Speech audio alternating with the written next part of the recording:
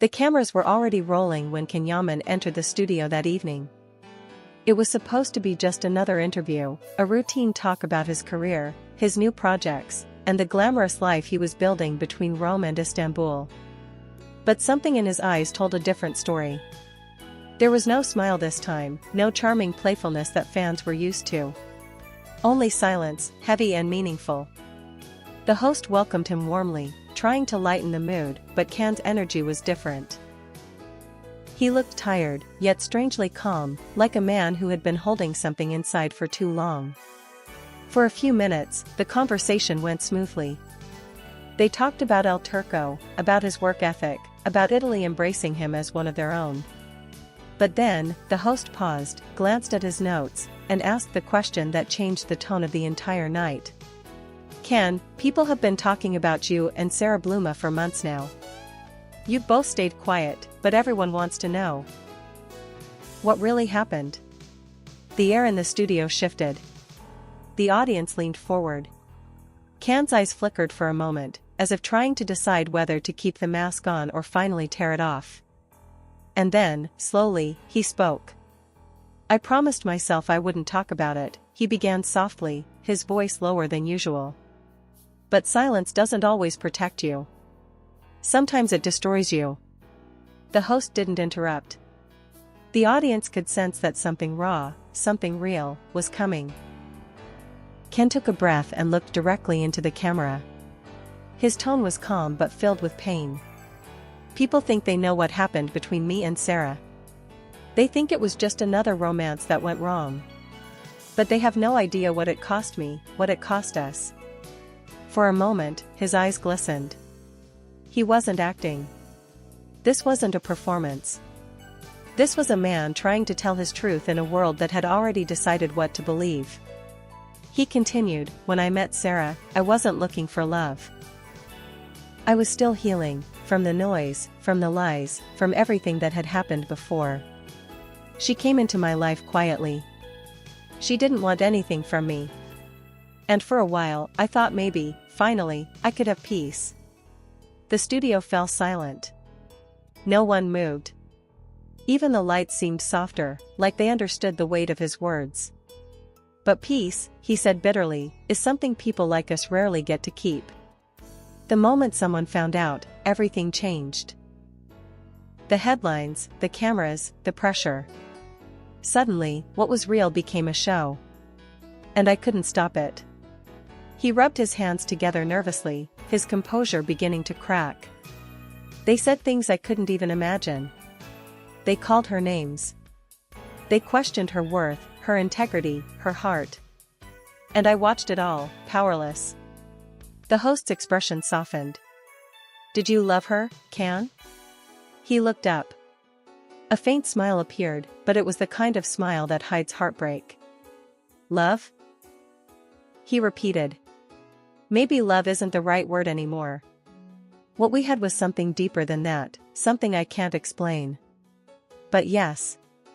I cared for her. I still do, in a way that hurts. The confession sent shockwaves through the audience. For the first time, he had said it, not as a rumor, not as a denial, but as truth. I never wanted it to end like this, he whispered. But sometimes, love can't survive the noise. Sometimes, even the strongest bond breaks under the weight of lies. And then he said something no one expected. His voice trembled slightly. People think Sara was the reason things fell apart. But it wasn't her. It was me. I pushed her away because I thought I was protecting her. But in reality, I was just afraid of being hurt again. The host didn't say a word. There was nothing to add. The audience was silent, many visibly moved. Ken leaned back, exhaled, and for a moment, closed his eyes. That's the truth, he said quietly. I never wanted to say it, but maybe it's time the world knew. And just like that, the man who had mastered silence finally broke it, and with one confession, he changed everything. The morning after the interview aired, the world woke up to chaos. Every magazine cover, every entertainment website, every trending hashtag carried the same words, Yaman's devastating confession. The clip of him saying "I still care for her" in a way that hurts went viral in less than an hour. Twitter was flooded with edits, emotional montages, and heated debates. Fans didn't know how to react.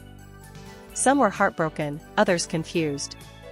For months, the media had portrayed Sara Bluma as the villain, the cold, manipulative woman who had supposedly come between Can and his peace. But now, everything had changed. With just a few sentences, Can had shifted the entire narrative. In Rome, Sara was silent. No Instagram posts, no statements. Just silence, the same kind Can had spoken about. But that silence screamed louder than words. Photographers camped outside her building, waiting for a reaction. They wanted tears, anger, anything. But she stayed invisible, as if she had vanished from the city altogether. Meanwhile, in Istanbul, another name began trending again, Demet Özdemir.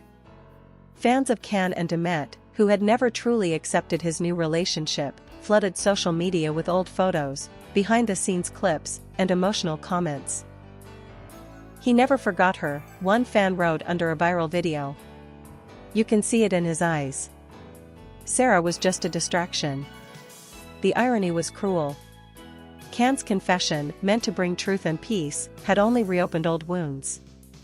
The media twisted his words once more. Can admits guilt over Sara, Can still in love with Demet. And the storm began again. At first, he ignored it. He went about his day, training, filming, keeping busy. But as the hours passed, his phone filled with hundreds of messages.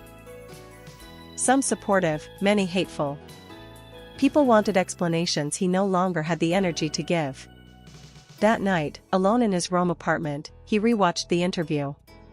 He saw himself on the screen, calm but broken, speaking truths that had taken years to find. He didn't regret it, but he felt the consequences pressing down on him. "You said you wanted peace," he whispered to his reflection. "But maybe peace was never meant for you." What he didn't know was that Sara had seen the interview too.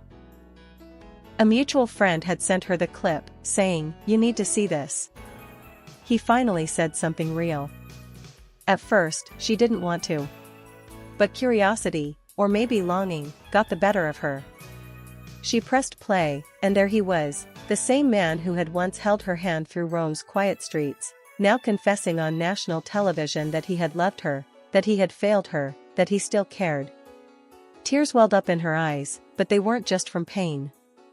They were from recognition. Because everything he said was true. She remembered those late-night walks when he couldn't sleep, when he'd tell her, "They'll never let me just live, Sara. They'll always want to own me."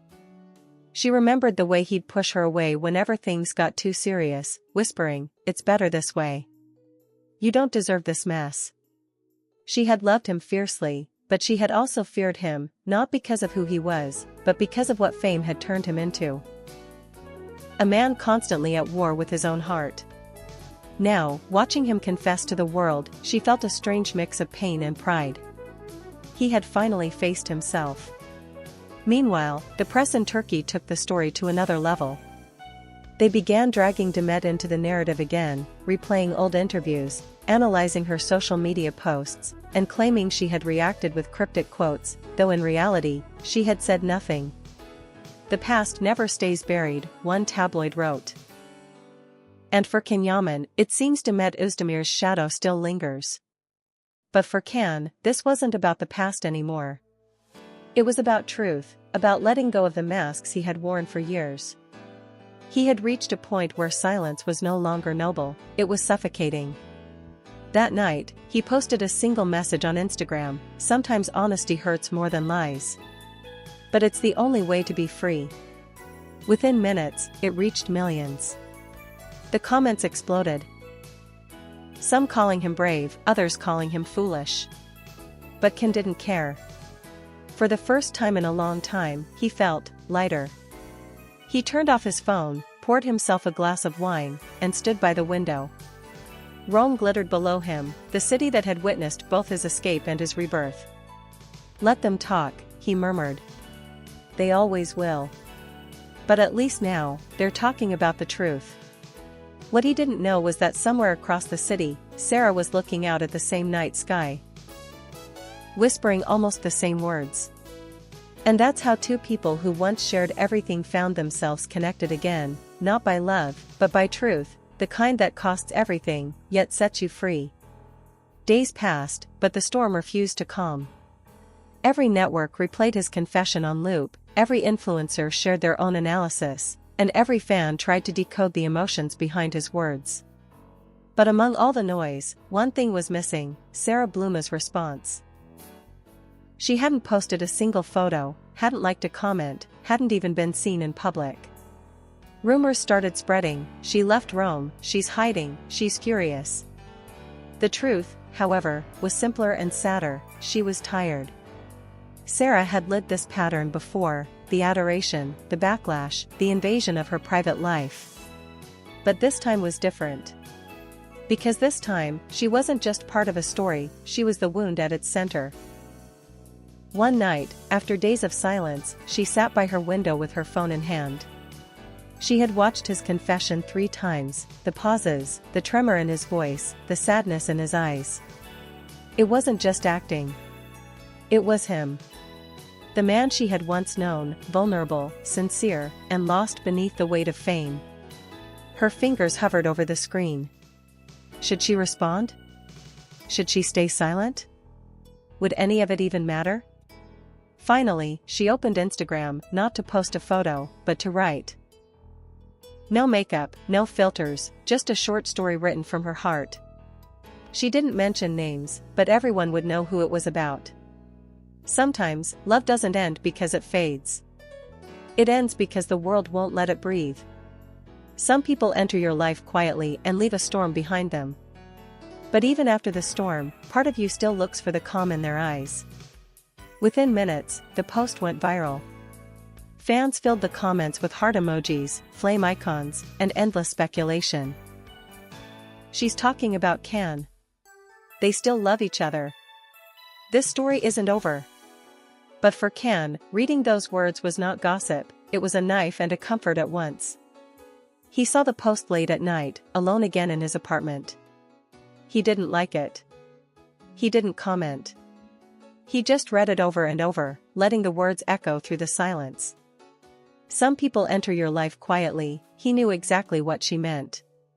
Because she had entered his life like peace, and left like pain. The next day, the media went wild again. Turkish outlets ran the headline, "Sara speaks. The hidden message to King Yaman that's breaking the internet." Italian tabloids followed with their own version, Sara Bluma's emotional response, love that the world destroyed. And just like that, the story became something bigger, no longer just a confession, but a love tragedy playing out across borders. Demet Özdemir's name resurfaced once again, dragged into the chaos without her consent. Old interviews of her talking about honesty and letting go were taken out of context and turned into ammunition for a narrative she had nothing to do with. Can saw it all and felt sick. He had tried to speak his truth, not to reopen old wounds. But somehow, that's exactly what had happened. I told one truth, he muttered, staring at his reflection in the mirror, and now everyone's turning it into 100 lies. He knew Sara wasn't playing into the drama. Her message wasn't for the world, it was for him. And that realization both healed and hurt him at once. Because what could he possibly say now? What words could fix a story already written in headlines and hashtags? That night, he drove aimlessly through Rome, ending up at the place they used to meet, a small cafe by the river, where she'd once told him, "You look peaceful here, not like the man they talk about on TV." The cafe was closed, but he sat outside, watching the reflection of streetlights on the water. He thought about everything, about Sara, about Demet, about the endless loop of love, fame, and misunderstanding that had followed him for years. Maybe that's the price, he whispered to himself. To be loved by millions, but never understood by one. When he returned home, he found his phone buzzing. A message. Just one. From a number he hadn't seen in months. It was Sara. "You spoke your truth," the message read. "Now let it rest.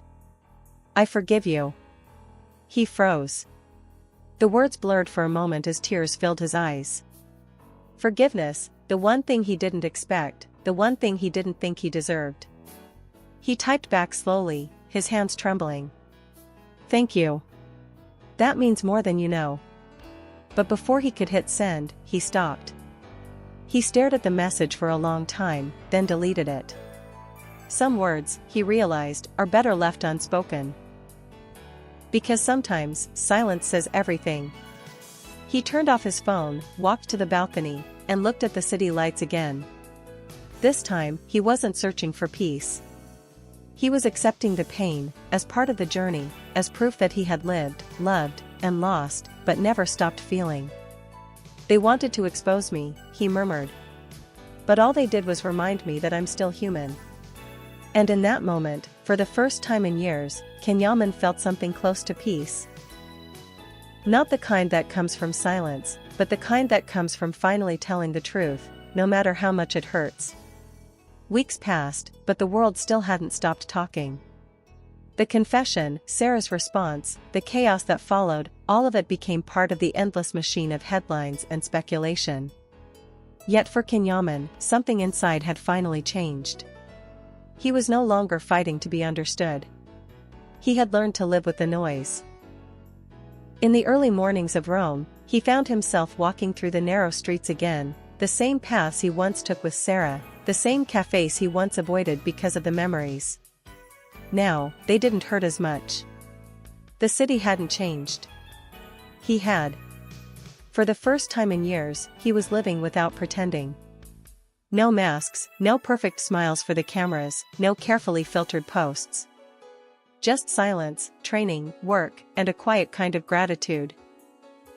One morning, while sitting by the Tiber River, he pulled out his notebook, the same one he used years ago while filming Urkensi Kuss, when he'd jot down random thoughts between takes. He began to write again, not scripts or lines, but feelings. Honest ones. I've learned, he wrote, that truth doesn't always fix things. Sometimes it breaks them even more. But even broken things can be beautiful, if you stop trying to hide the cracks. Those words would later appear as a caption under a simple photo he posted, just the river, the sunrise, and him sitting quietly, no flashy filters. Fans flooded the comments with thousands of hearts and crying emojis. Some saw hope. Some saw sadness. But Ken didn't need to explain. That was the point. Meanwhile, Sara kept her promise. She didn't speak again. No more posts, no interviews, no hidden messages. Just quiet. But those close to her said she looked lighter too. Like someone who had finally released something she'd been holding too tightly. And Demet? She too stayed silent, refusing to feed the chaos. Yet, one night, she posted a single quote in her stories: "Real love never needs to shout. It only needs to be felt." The internet exploded again, of course. People tried to connect dots that didn't exist, to build bridges between three people who had already moved on in their own ways. But this time, Ken didn't read any of it. He didn't care what they thought. He had learned that peace doesn't come from what the world says, it comes from what you decide to let go of. That evening, he stood on his balcony again, the golden lights of Rome stretching before him. He thought of Sara, the storm that had shaken his soul, and Demet, the past that had shaped his heart.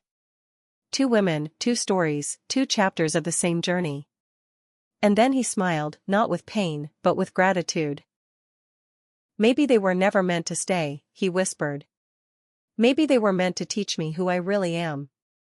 He picked up his phone and typed one final message on Instagram, one that would mark the end of an era for his fans and the beginning of a new one for himself. I've been silent, I've been judged, I've been broken, and still, I stand. To those who loved me, and those who doubted me, thank you. Every story needs both light and darkness to mean something. This was mine. The message went live. Within minutes, millions reacted. Some cried, some cheered, some begged for answers. But Ken didn't reply to a single one. He closed the app, placed his phone on the table, and stepped outside to feel the cold Roman air on his face. He could hear distant church bells, a dog barking somewhere far away, the whisper of life moving on. And for once, he didn't feel the need to chase it or run from it. He just was. They tried to expose me, he murmured to himself, looking up at the night sky. But what they really did was set me free. He smiled, wiped a small tear that had found its way down his cheek, and whispered one last thought, not for the world, not for the cameras, not even for Sara or Demet, but for himself. The truth hurt. But peace was worth it. And with that, he turned away from the noise of the past, walking quietly into the calm of a new dawn. Stronger, wiser, and finally at peace with everything that had once tried to destroy him.